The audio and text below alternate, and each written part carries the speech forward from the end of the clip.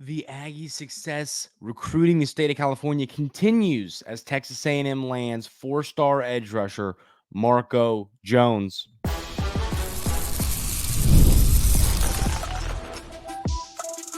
You are Locked On Aggies, your daily podcast on the Texas A&M Aggies, part of the Locked On Podcast Network. Your team every day. Welcome on into Locked On Aggies. I'm your host, Andrew Stefaniak. Thanks for making Locked On Aggies your first listen every single day. Today's episode is brought to you by Game Time. Download the Game Time app, create an account, and use code LOCKEDONCollege for $20 off your first purchase. Terms apply. So, Texas A&M lands two commits yesterday, and the one we're going to start talking about is Marco Jones. And the reason that this is, he's a great player and highly ranked, and we'll get into all that, but my goodness, what Coach Elko is doing in the state of California is just all around incredible. I mean, listen to your top recruits. Your quarterback of the future, Hassan Longstreet, 5-star from California. Your number one corner in this class, Adonis Curry, 4-star, ranked as the 42nd player in the class from California. Noah McHale, the linebacker we talked about on Monday's episode that committed to this weekend, ranked as a top 100 recruit from California. Marco Jones plays linebacker in high school, but kind of projects to be an edge rusher at the next level. Where is he from? He is from California. I mean, it's what Coach Elko is doing in that state is really impressive. So let's do this. Let's go to the 2022 class, which was, the class. How many California players you got in here? Do you have any California players? Let's see. Okay, scrolling. No California players yet. None of your top guys are from California. And there's nothing wrong with that. The reason that I think that's relevant is because not a single player in that class was from the state of California. So the reason to me that is so just crazy is because it's a state typically recruited well, that the West Coast, you usually see a lot of those players go to USC, go to Washington and Oregon, and you just see those players generally stay out west. But Coach Elko is getting them to come down south and play for the Aggies. The recruiting class is currently ranked 5th overall. I mean, what Coach Elko and his staff are doing in California is insane. It is so huge for this football program. I mean, not only that, let's see, are these guys from the same? Okay, different city. So they're all from different cities, meaning they all go to different high schools. What does that create? A pipeline. You can start landing some of these elite California players. I mean, you currently have the number 1, 3, 5, and 11 players in the state of California, a state where all of the top probably 30 players are valuable. Coach Elko is dominating in the state of California, and that is huge for Texas A&M recruiting. You want to create this pipeline, and that is the reality.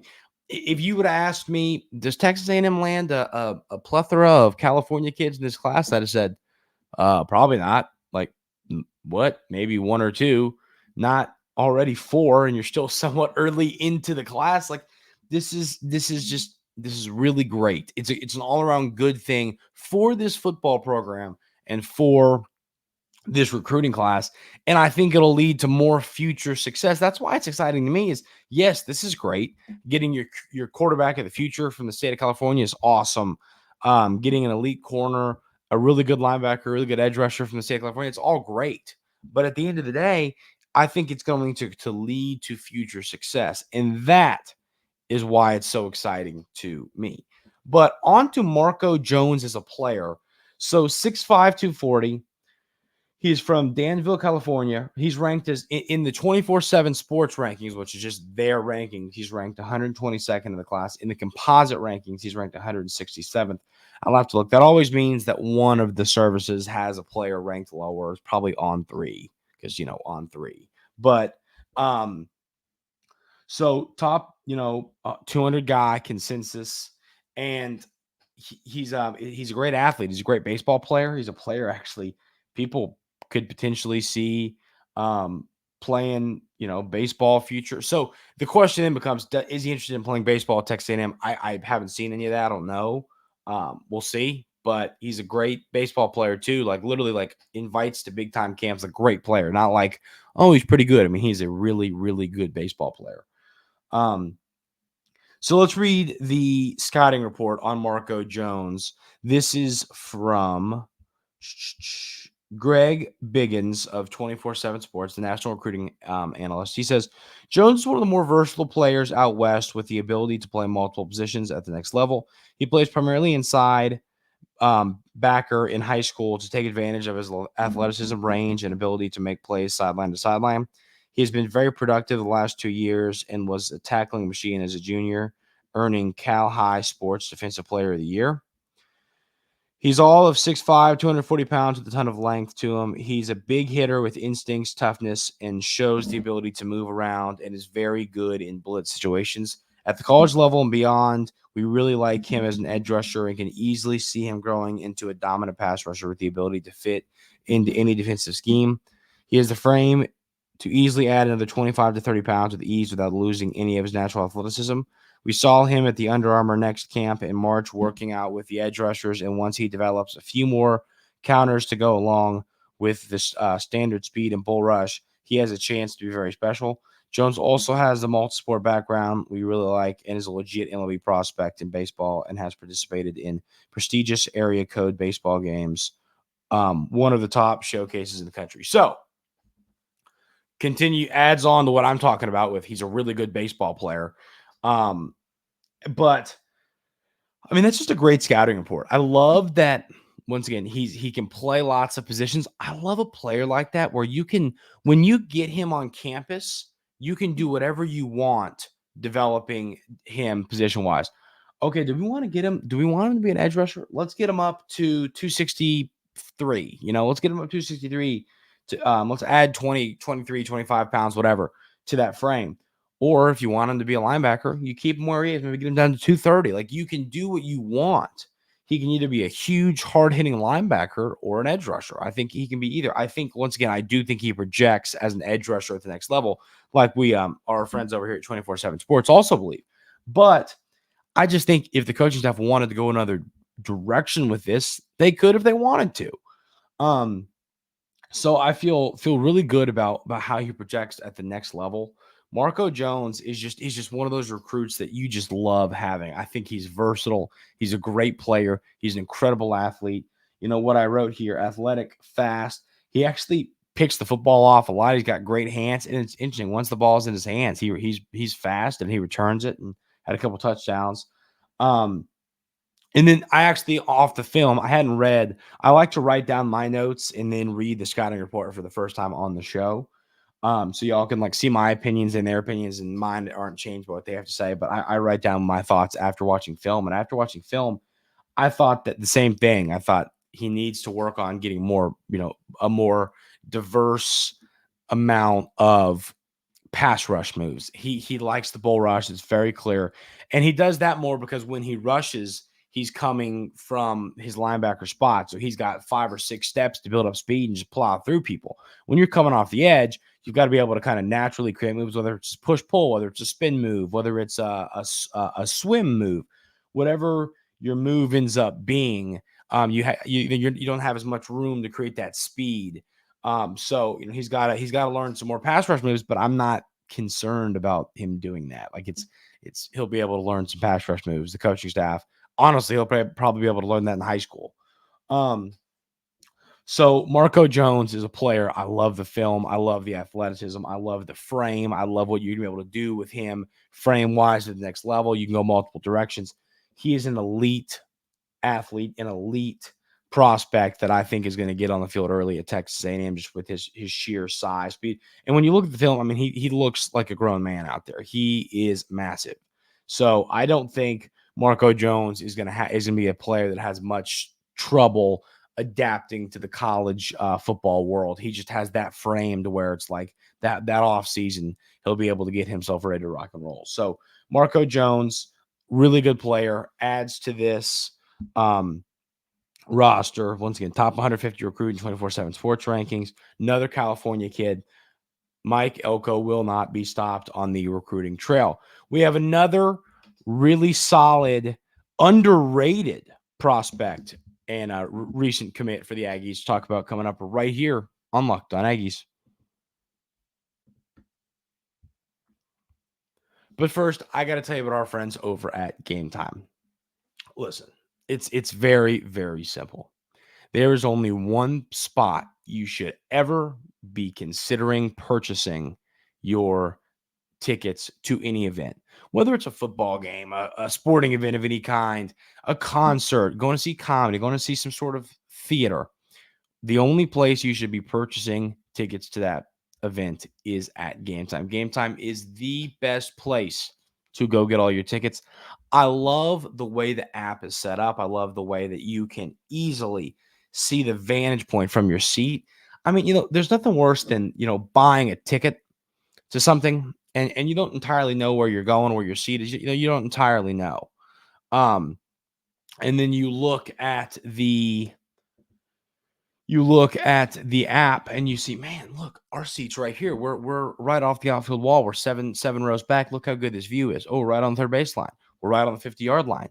Whatever it is, whatever sport it is, if it's a concert, man, look, we're right there's the stage. We're like right here. It's a great angle. You can see that on the Games map, and I love how they have great deals when you are interested in purchasing last-minute tickets. We've all been there. You want to go to the ball game today? Sure, let's go grab a ticket. If you're doing that, the only place to go get it is Game Time. Take the guesswork out of buying MLB tickets with Game Time. Download the Game Time app, create an account, and use code LOCKEDONCollege for $20 off your first purchase. Terms apply. Again, create an account and redeem code LOCKEDONCOLLEGE for $20 off. Download Game Time today. Last-minute tickets, lowest prices, guaranteed.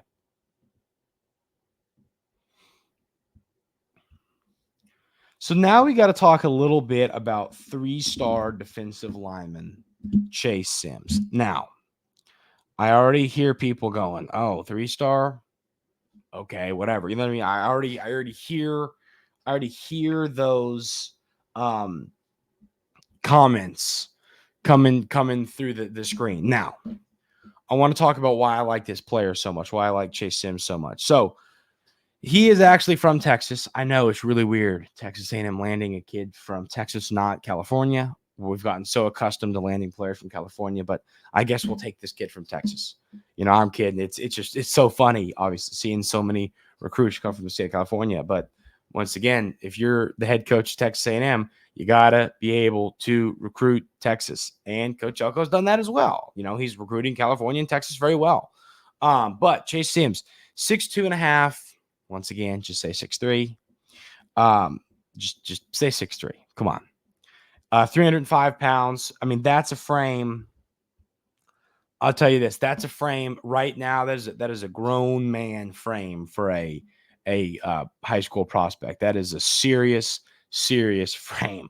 That's really scary to think what he can become when he gets in the college weight room. Like, that is in high school. That is absurd. So he's ranked in the composite rankings as the 743rd best player in the class. So he's a 3-star. Now, once again, and this might sound like a broken record here, but when you watch film on Sims, when you turn on the film, I don't know how he isn't ranked higher than he is. And I feel like it's every time we talk about a 3-star, but there are just so many. And I'll tell you this. When I watch, y'all know this. Y'all ever dares your Locked On Aggies know that I am a huge believer in the statement, film doesn't lie. Film does not lie. When you are playing high school football in the state of Texas and you are succeeding, you can play college football at a high level. If he was ranked 300 spots higher and had an extra star next to his name, would people, should we be more excited? No. Sims is a really good football player. And what really stood out to me is for his size, 6'2" and a half, 305 pounds, he moves so well. This means to me, I mean, I think he can play up the middle for you. You can play the nose, you can play tackle, he can play so many different positions across the defensive line. I read somewhere a good comp was McKinley Jackson, and I think this is a great comp. You know, McKinley Jackson now with the Bengals, I believe he went in the third round. Like, McKinley Jackson was so special because for his size, he was so fast, he was so athletic and so quick twitched. I think that I see similar aspects in Sims. And I mean, look at this offer list. It's not so Texas Tech, Washington, SMU, Arizona, Baylor, Cal, Houston, Kansas, Kansas State, LSU, Texas. You know, it's a solid offer list. It's not like the offer list was Abilene Christian and Samford and Texas A&M. It's a legit offer list. You know, this is because I think college coaches, and I'll tell you one thing, you know what college coaches don't care as much about all the time? They don't care about recruiting rankings. If a college coach likes a guy, whether he's a 3-star, a 5-star, a 7-star, they're going to go recruit him. They don't care. And this coaching staff clearly likes Sims. They think he's a great addition to this roster. They went and got him. Last year, stats-wise, in 2023, he had a huge season, 86 tackles, 18 tackles for loss, and 11 sacks. I mean, you know, from playing in the middle, you know, you'll take that all day long coming from the middle. So, you know, Sims is just an electric athlete. And, you know, the Texas A&M defensive line is a room that's always going to be deep, but you've got some guys that are getting older. You know, you've got some guys that he'll come in and he'll be able to sit for a year and develop and be a really good player when you lose some of these guys to the NFL. Now, Sims, I think the way you go with his frame, let's say he does end up fully growing to 6'3". I think you get him to 6'3", 320. That frame is just going to be utterly electric at the next level. I mean, look out for that. Like, that is, I wouldn't want to get behind that. I wouldn't want that running at me or that trying to tackle me, that frame there. So, but what I think the point I want to continue to get across as well is he is 6'2.5", 305 pounds as a heading into his senior season in high school. Imagine what a college weight room is going to do to him. That's why, you know, you look at the size of players and you're allowed to just get excited for what they can be. I mean, Chace Sims has the height and the weight to develop into an absolutely terrifying SEC football player. He's got that frame you need. And I'm telling you, this is the type of guy that McKinley Jackson's a great example. You know, this is Sims, the type of player that is just going to be a gritty guy. He's going to come in. He's going to get stronger. He's going to probably put on a few pounds. He's going to play a little bit up the middle, play a little bit, maybe a little bit of tackle if he's quick enough. And then he is going to just dominate SEC offensive linemen. He's going to go in the 3rd or 4th round of the NFL draft. He's that type of player. He's so valuable. And he might not always show up in the stat sheet. You know what he's not going to have 11 sacks in the SEC. That's just the reality of the position he's going to be playing. But could he have 4 or 5 sacks, 3 to 5 sacks, and stop the run and get a couple tackles for loss? Of course. You know, he's going to be a super valuable piece. But so that's Chace Sims, a player that I really like. I think is super underrated. I challenge you, go watch the film. If you're one of the people, and people are like this, we've all been like this before, but it's like 3-star, whatever. Go watch the film and try not to get excited. I challenge you to do that. Go watch the film and do your best to not get excited about Sims as a player. So, I mean, listen, Coach Elko is hitting this recruiting class out of the ballpark. This class currently sits 5th overall. I mean, you got to just be so excited with where this class currently sits, the direction this class is going in. You know, I think that, so 5th overall, let's see where, this is not going to show me overall ranking. So I want to see, where are we in the SEC now? You're behind Bama, Georgia. Yeah, you are now officially 3rd in the SEC. And once again, you know, and I want to talk a little bit about what this means, why this is so special, and why I'm just so happy with how the recruiting has gone so far. We'll talk about that coming up right here on Locked On Aggies.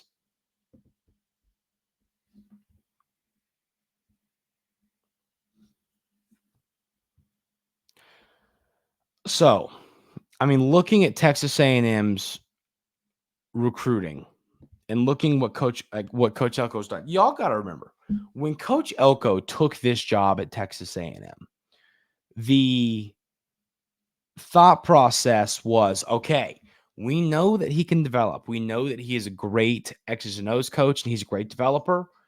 Is he going to be able to recruit?